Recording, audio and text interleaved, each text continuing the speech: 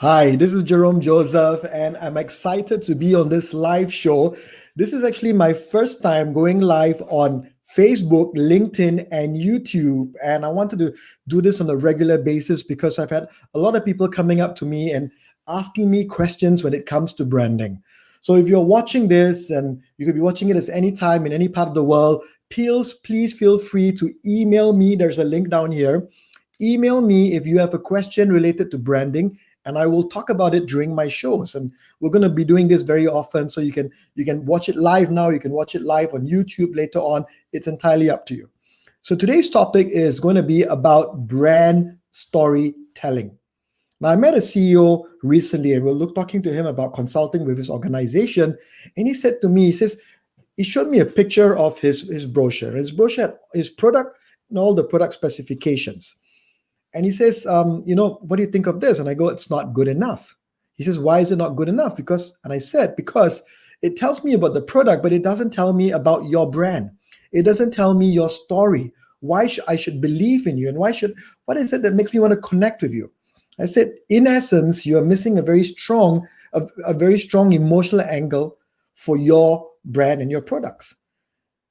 And he says, how could I do that? And I said, that's one powerful way is through brand storytelling. Brand storytelling, he said. Brand story. What's brand storytelling? I must tell stories to my customers. I said, yes, it is. It's about telling stories to your customers. So today's question is about the importance of brand storytelling. Why do we need to have it? How do we use it in our organization? What are some strategies and ideas around how we can create powerful stories? So let's get straight to the point. Brand storytelling is really about the power of using stories and connecting those stories with your brand messages, your brand personality, your brand values.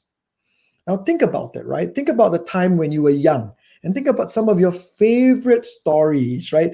So, Hansel and Gretel, or stories about your fairy tale stories that you connected and you remember, and there's always a moral to the story.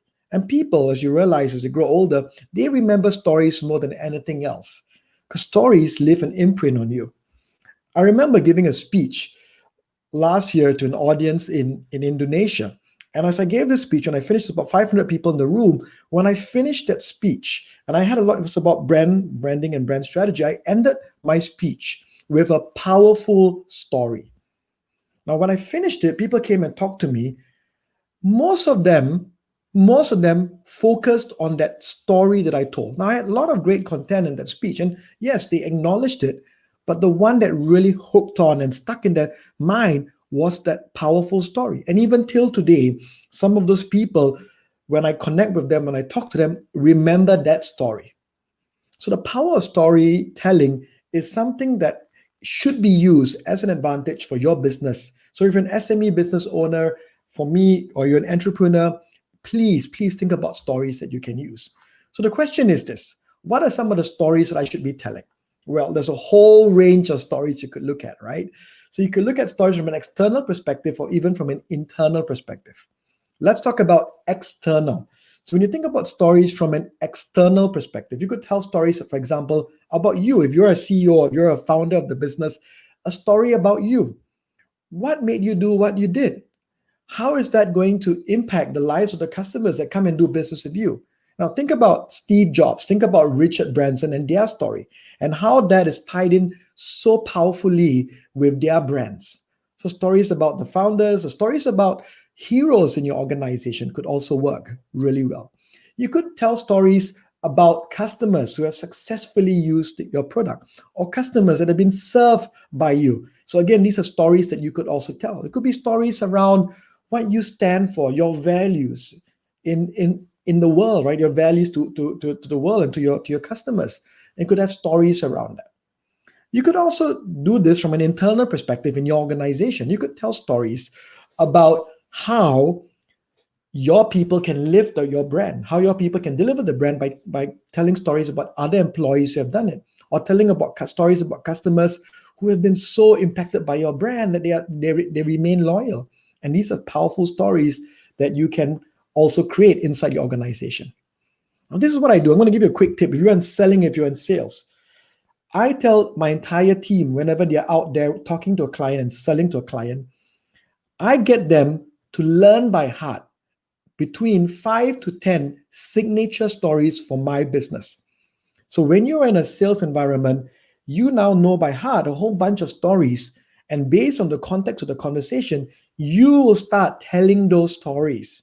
And because they know them by heart, they understand those stories. It's a very powerful way to kind of reinforce the messages in our sales process. And so that's a tip for you. So once you have created these stories, I highly recommend that you spend time creating a story bank of the different stories in your organization. You now need to ask yourself, where can I use these stories? So, of course, you can use stories in the brochures. You can use stories in your employee books. You can use stories on your website. You can use stories on your YouTube channels or the videos that you produce. All these is, again, it's very important that you spread these stories across your touch points. I worked with organizations where we spend time creating story banks, so entire bank of stories where they pick and they choose and they use these stories across different touch points or across through different people in the organization. So now that you've learned that, let's talk about 3 things that you can start to do in when you start creating your story. So the first thing that I want you to start thinking about is when you start creating a story, is that every story should have a structure, meaning that it should have a beginning, a middle, and the end. Now, in the story, for example, if you're talking about a story about how your product solved a problem, you could start about talking about, hey, here is a customer that used my product because they had this particular problem. In the middle, you will talk about how your product solved that problem. And in the end, you will talk about the learning lesson or the success that came from using your product. And that becomes a structure of a typical story. So structure is very important. Of course, please don't overcomplicate it, right? Keep it simple and easy. You think about the best stories in the world are really the simple ones that people catch very quickly. The second tip that I want you to start thinking about is about your story and your brand. There needs to be this very clear alignment between story and brand. If you create a story and it's got nothing to do with your brand, it's really a waste. Everything needs to be driven by your brand. For example, if your brand is about innovation, then of course you need stories around innovation, isn't it? If your brand is about customer service, and you need a whole bunch about stories around customer service. If your brand is around integrity, then you need stories around this. So, for example, we had a chance to work with Singapore Customs, and we worked with their internal branding program, and we had to create a whole bunch of stories around the values that they had, so that those stories could be disseminated, across the entire internal stakeholders.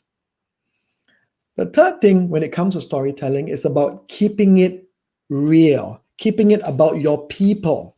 Now, again, I've gone in and I've seen stories which are very technical. And yes, I'm not saying you can't do technical stories, but the most powerful stories are the ones that are really about people. Because if I'm a customer reading the story, I want to be able to step in the shoes. I want to be able to feel what it feels like, and it needs to be relatable to me. So in this current climate of COVID, there are so many stories. Now, within my own organization and within the clients that we are working with during this period, we have told them to say, let's focus on your people. What are the stories that they have going through during this COVID to serve the customers, to go the extra mile? I said, these are great stories. Put your people at the core of some of these stories. And these are real powerful stories of people going the extra mile to serve customers. These are stories that you can start to use. Start thinking about stories. So, for example, I had a client of ours, and this client has transitioned, and he owns a food business, and he's transitioned into the online space. And we help him create a story of how he was, he had a problem where his retail business was suffering, and how he transitioned, and the entire story around it. And that story was so powerful that it got picked up by from a social media perspective, and people started coming and visiting him and his business because they were so impacted by that story. So in this short session, I talked to you about the importance of brand storytelling, the need for it, right? And to really bring in that emotional connection. I talked to you about the different stories that you can have, from the hero story, the founder story, to employee stories, to customer stories, to product stories. I talked to you about where you can use these stories, right? Across your different touch points, your website, your marketing materials, through your employees. I gave you an example of how I got my team to learn stories by heart and use them in conversations with our clients or potential clients. And I gave you 3 key tips that you can start to think about when you create your stories. So before that, I also talked about the importance of having a story bank of all these different stories. But then we went to the 3 tips, and I talked about having a structure to the story as your first tip. Number 2, I talked about the need for the story to align itself with the brand, right? That's so important. The need the story align itself with the brand. And number 3, I talked about keeping it real, right? People love real stories and keeping it real, because those are the kind of stories that people love to share and talk about and remember. So my name is Jerome Joseph, and I truly wish you success for building your world-class brand. I mean, we are in challenging times, and I'm going to try to do this a lot more, because I've seen a lot of people come up to me and ask me questions around branding. So if you have a question around branding, if you have a question about how you can build your world-class brand, email me. It's jerome@thebrandtheater.com. You can drop me a personal message on Facebook as well. I would love to answer these questions in sessions that I'm going to be doing like this over the next few months. All the best and best of luck, and thank you for tuning in.